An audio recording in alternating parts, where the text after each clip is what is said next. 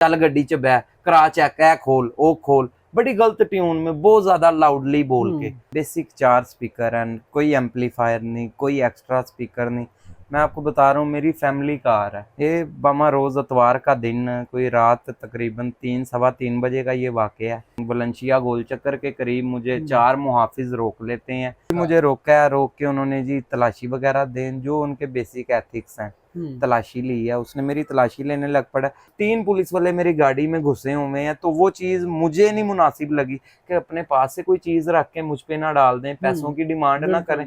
और फिर पाकिस्तानियों का सबसे मशहूर तरला ही है, वो भी नहीं मेरा चला। अस्सलामुअलैकुम, डिजिटल बॉक्स के साथ मैं हूं मोहम्मद उस्मान। नाजरीन, मेरे साथ इस वक्त दानिश साहब मौजूद हैं। कुछ रोज़ पहले, बल्कि 12 रबीउल अव्वल की रात, यानी कि जब 13 रबीउल अव्वल शुरू होता है, तो ये अपनी गाड़ी में सवार थे और उनकी गाड़ी में एक गाना लगा हुआ था कि चांजड़ दी पावा छनकार।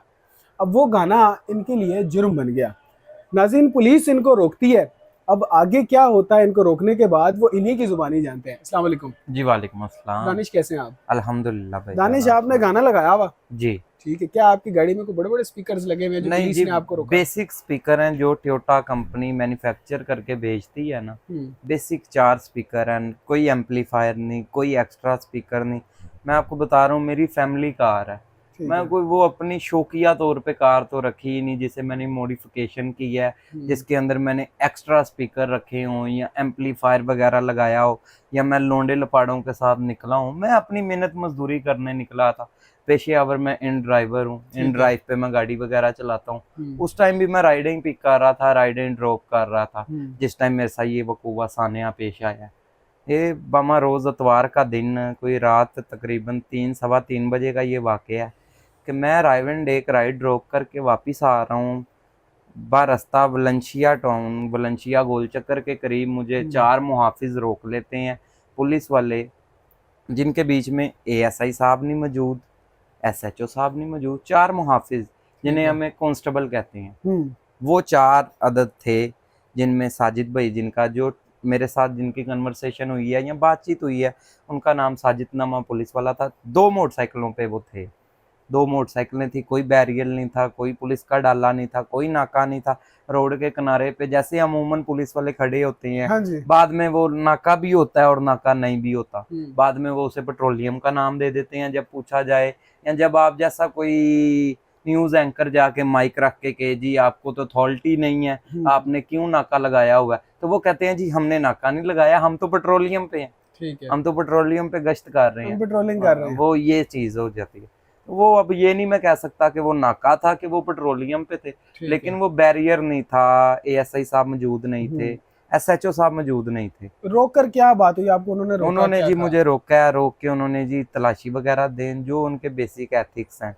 तलाशी ली है, उसने मेरी तलाशी लेने लग पड़ा। इतनी देर में उन्होंने पहले एक मोटरसाइकिल वाला रोका है, उसे उन्होंने छोड़ दिया, या जो भी उसके साथ मामलात हुआ, मैं आगे था उससे, वो मेरी तरफ आया है। वो 2-3 पुलिस वाले, जो बाकी 3 पुलिस वाले थे, वो आके तीनों गाड़ी को जुड़ गए हैं। मतलब 2 ने पीछे वाले 2 दरवाजे खोल लिए, एक ने ड्राइवर साथ के पैसेंजर सीट का दरवाजा खोल लिया, तय चेकिंग करने लग पड़े हैं गाड़ी की। अब मेरी प्राइवेट प्रॉपर्टी है और ये हमारा कानून हमें इजाजत देता है कि अपनी प्राइवेट प्रॉपर्टी की चेकिंग आपने खुद करवानी है। जी, अब मुझे वो एक साइड पे ले जाके वो मुझे कह रहा है कि तुम मुझे तलाशी दो, और 3 पुलिस वाले मेरी गाड़ी में घुसे हुए हैं, तो वो चीज मुझे नहीं मुनासिब लगी कि अपने पास से कोई चीज रख के मुझ पे ना डाल दें, पैसों की डिमांड ना करें। देखें, आज का जो वक्त चल रहा है, इंसान को हर तरफ से मुहतियात होकर चलना पड़ता है। तो मैंने वो चीज अपने, क्योंकि दिमाग में वो बात पहले ही थी, मैंने वो चीज से मुहतियात की। अब वो मैंने एहतियात की, उस चीज का उसे गुस्सा लगा, बुरा लगा कि यार वर्दी में हम हैं, वर्दी वाले हम हैं, और ये आम शहरी हो के ये हमारे साथ इस तरह कर रहा है। तो मैंने तो कोई गलत इखलाक से गिरी बात नहीं की, इखलाक से गिरी हरकत नहीं की। मैंने तो उसके साथ जस्ट इतना कहा कि साजिद भाई मैं दे देना तलाशी में, कितने मेरी उसके साथ ना पंजाबी में टोक हुई है, तो मैं आपको पंजाबी में ही बताता हूँ। तो मैं क्या, मैं भजन थोड़ी लगा साजिद भाई, मैं इत्थे ही हाँ, मैं दे देना ਤੁਹਾਨੂੰ भी तलाशी। हुण तुसी गड्डी दी तलाशी लै रहे ने ते मैं गड्डी दी तलाशी ते दवा ला। तो वो ना इस बात से गुस्सा कर गया, खिज गया, जिसे समझते हैं। उसने मुझे ऐसे दरवाजा गाड़ी का खोलना, चल गड्डी दे विच हो, चल गड्डी च बह, करा चेक, है खोल, ओ खोल, बड़ी गलत ट्यून में बहुत ज्यादा लाउडली बोल के। जब आप समझते हैं कि ये जब पुलिस वालों, मैं समझता हूँ इन्हें ट्रेनिंग में ये चीज बताई जाती है या ट्रेनिंग में सिखाई जाती है कि अगले को रोक के इतना को आपने डिसाइड कर देना, इतना को थ्रेड कर देना कि वो आपकी बात मानने पे मजबूर हो जाए। देखिए मेरी सबसे बड़े ना 2-3 पॉइंट है। चले वो सरकार है, वो उनके हाथ में राइट्स हैं, वो जब भी उनकी दाढ़ के नीचे कोई भी आता है वो अपना जोर दिखाते हैं, वो कहते हैं कि हमें मानो, तो हम मानते भी हैं।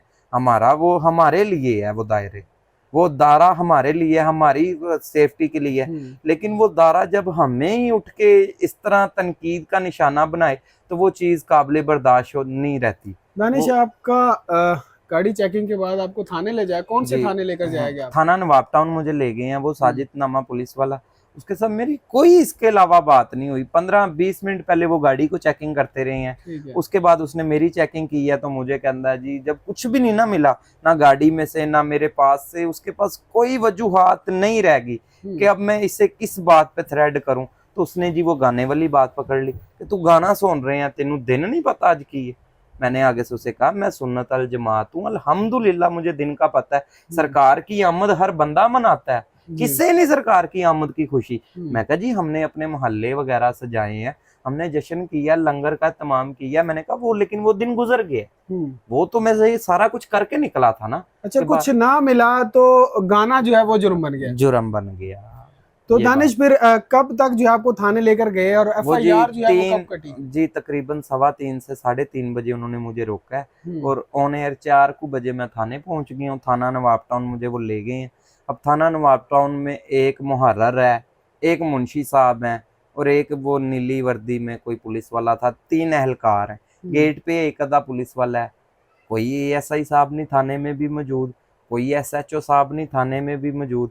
उन्होंने जी मुझे वो मुंशी साहब के हवाले किया और खुद वो वापस पेट्रोलियम पे निकल गए हैं। मुंशी साहब को उन्होंने जो भी बात, जो भी इन शॉर्ट आप कह लें, तो वो वापस पेट्रोलियम पे निकल गए हैं। मुंशी साहब को उन्होंने जो भी कहा है, जो नहीं कहा, आई डोंट नो, मुझे नहीं पता। मुंशी साहब की मैं कमरे में बैठा हूँ, मैं क्या मुंशी साहब ਨੂੰ वो पाकिस्तानियों का मशहूर तरला, अब सी तरले ते उतर आए कि जी ਤੁਹਾਡੀ ਮਿਹਰਬਾਨੀ ਚਾਚੂ, ਸਾਡੇ ਬੰਦੇ ਆ ਮਜ਼ਦੂਰ, रोजी रोटी करन निकले हैं, मैं बच्चियां दी रोजी कमा रहे हैं। मैं इस तरह ही, क्योंकि देखें ऑन दी कैमरा भी मुझे ये बात करते हुए शर्म नहीं आ रही, क्योंकि मैं तो मेहनत मजदूरी करने ही निकला था ना, मैं कोई बदमाशी करने तो निकला नहीं था, या कोई मैं मूछों को ताऊ दे के बदमाशी कर तो रहा नहीं था कि अब कैमरे पे ये बात करते हुए मुझे शर्म आए।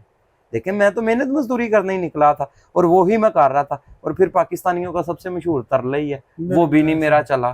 ठीक है जी, वो उन्होंने तरला भी नहीं मेरा सुना। एएसआई साहब को मैंने तरला किया, उन्होंने कहा जी आपका सुना जाएगा। वो एएसआई साहब आएंगे, रहमत साहब, रहमत नाम था एएसआई का जी। एएसआई साहब आके आपकी सुनेंगे बात, दहलील जो भी है। एएसआई साहब तेनू सुननगे पंजाबी में, एएसआई साहब तेनू सुननगे, मैनू नहीं पता, बड़े अफसरां दी गल है। मैं कहा चलो जी ठीक है।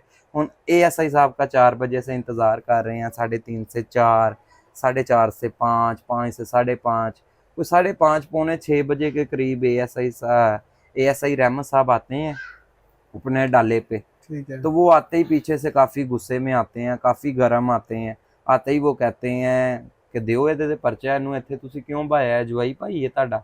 ये वर्डिंग थी। वो on air inspector, sub inspector है, फूल लगे हुए हैं, पढ़ा लिखा एजुकेटेड पर्सन है माशाल्लाह।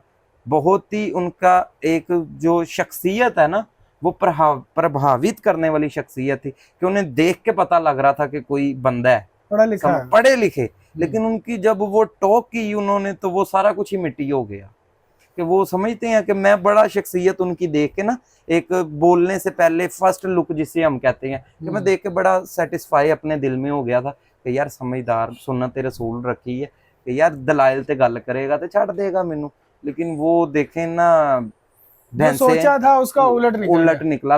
वो कहते हैं ना भैंसे की बहनें होती हैं। हाँ जी। वो वही हिसाब था कि वो उन्हों की भी आके डिमांड वही थी। ठीक तो वो वहां तक बात, फिर वो जी पर्चा दे हुए थे, पर्चा थ्रेड उन्होंने काफी किया जी। एट दी एंड बात को शॉर्ट करते हैं जी, उन्होंने पर्चा दे दिया। पर्चा भी नहीं दिया जी, मेरी चीजें उन्होंने जब्त कर ली और मुझे हवालात के अंदर कर दिया। और मैंने वो स्नैन भाई के साथ, मैंने 2-2.5 घंटे थाने में बिताए थे वो स्नैन भाई के साथ। फोन मेरे पास है, सिगरेट मैं पीता हूँ, सिगरेट मैं पी रहा हूँ। इतना फ्रैंकली माहौल था कि लग ही नहीं था रहा कि पर्चा होना है। समझ रहे हैं मेरी बात, कि मैं थाना ने पहली एफआईआर भी थाना नवाब टाउन की मेरे ऊपर ही हुई। वो थाना नया शिफ्ट हुआ है, पहले पुराना थाना होता था, वो नए थाने में पहली एफआईआर मेरी हुई। उसके बाद जी वो फिर मैंने नैप कोर्ट के बंदे के साथ कोई डील शील की है, फिर वो मजिस्ट्रेट से जमानत ली है। तो अब ये एट दी एंड ये सारा मेरे साथ वकूबा हुआ और ये सारा बेसलेस यूजलेस मेरे ऊपर केस डाला गया। अब मेरी सीसीपीओ साहब के आगे उन्होंने क्या डाला एफआईआर में? क्या एफआईआर में उन्होंने लिखा है दी ये साउंड एक्ट की इन्होंने खिलाफ वर्जी की है जी, इनका साउंड बहुत लाउड था। अब देखें मेरा जितना नॉलेज है, मैं पढ़ा लिखा हूँ, मेरा जितना नॉलेज है, साउंड एक्ट तब होता है जब कोई भी, अब साउंड एक्ट पहले तो यही हमें पता था कि शादी ब्याह में हमने बड़े स्पीकर लगा दिए, वो जी साउंड एक्ट में आगे के मोहल्लेदार तंग होते हैं। गाड़ी का तो पता ही नहीं था ना। ये इस कैटेगरी में पहली एफआईआर मेरे पे ऊपर हुई है, या इससे पहले एक दो एफआईआर हुई हैं, वो कोई नाच सुन रहे थे या वो खिजबाजी। समझते हैं कि आप वो पुलिस वाले की अगर आप नहीं मानते तो वो फिर कानून है, उनके हाथ में सारा कुछ है, वो फिर कुछ भी कर सकते हैं। तो जी एट दी एंड बात इस तरह होती है कि वो जी पर्चा कटा जाता है, मुझ पे जमानत भी हो जाती है। ये मैं अब आपके साथ बैठा हूँ। अब ये इंटरव्यू देने का मकसद क्या है, या मुझे इतना देखें, उसमें साउंड एक्ट में ये होता है कि आपके खिलाफ कोई कंप्लेन करता है, पुलिस कार्रवाई करती है और आपको पकड़ती है। यहाँ पे मुद्दई तो कोई है ही नहीं, यहाँ पे मुद्दई पुलिस है और मैं मुलजिम हूँ। कार्रवाई किसी ने भी नहीं की। समझ रहे हैं मेरी बात, कि वो मेरे खिलाफ कंप्लेन तो किसी ने की ही नहीं ना, कि होती है कंप्लेन हो, वो तो हुई नहीं। मेरी सिर्फ डीआईजी साहब से यही अपील है कि ये मेरा सीआरओ खत्म करवाया जाए, यूजलेस मेरे ऊपर ये पर्चा हुआ है, ये पर्चा खारिज करवाया जाए। ठीक हो गया दानिश, बहुत शुक्रिया आपके वक्त का। नाजरीन, दानिश हमारे साथ मौजूद थे और आपने इनकी जुबानी सुना कि इन्होंने कितना बड़ा जुर्म किया था और पुलिस ने इनके साथ क्या किया। अब आपकी क्या राय है, हमें कमेंट सेक्शन में ज़रूर आगाह करें। अपना बेहद ख्याल रखें, अपने मेज़बान को इजाज़त दीजिए। अल्लाह आपका हामी और नासिर हो।